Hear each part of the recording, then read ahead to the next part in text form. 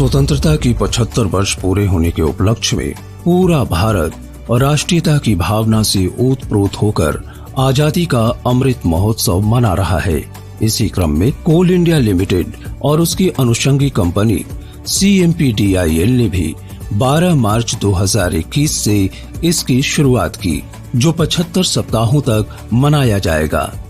देश की संस्कृति और इसकी उपलब्धियों के शानदार इतिहास को ये 12 मार्च को इस साल से शुरू किया गया, जो कि 75 हफ्तों का एक काउंटडाउन माना गया कि इस साल 15 अगस्त को 75 हफ्ते 22 में पूरे होंगे और 15 अगस्त 23 तक भी ये महोत्सव चलता रहेगा।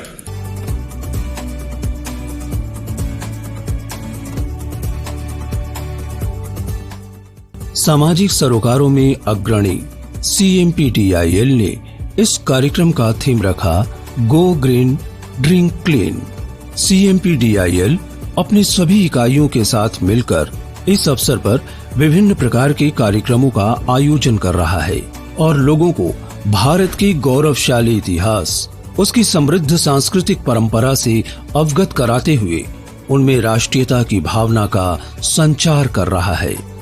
जल है तो जीवन है, इसी मंत्र को लेकर जल संरक्षण के प्रति लोगों को जागरूक किया। दीवारों पर इससे संबंधित पेंटिंग की गई। स्कूलों में कई तरह के कार्यक्रम आयोजित किए गए।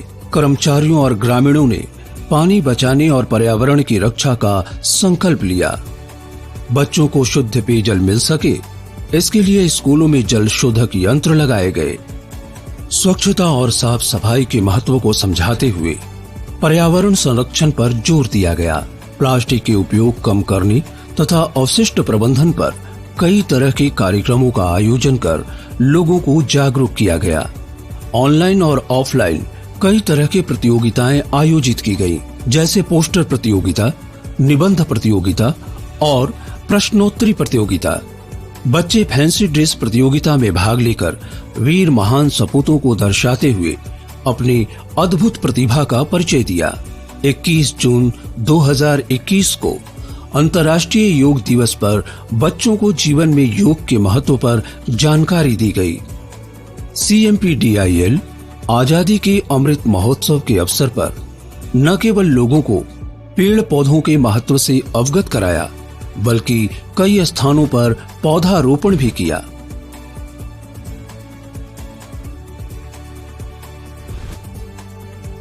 आइकॉनिक सप्ताह समारोह का आयोजन कर अमृत कुंज वाटिका का उद्घाटन किया गया। यहां लगभग 1 एकड़ जमीन पर पौधारोपण किया गया। इस वाटिका में सिंचाई के लिए बोरिंग और वाटर लाइन की व्यवस्था की गई।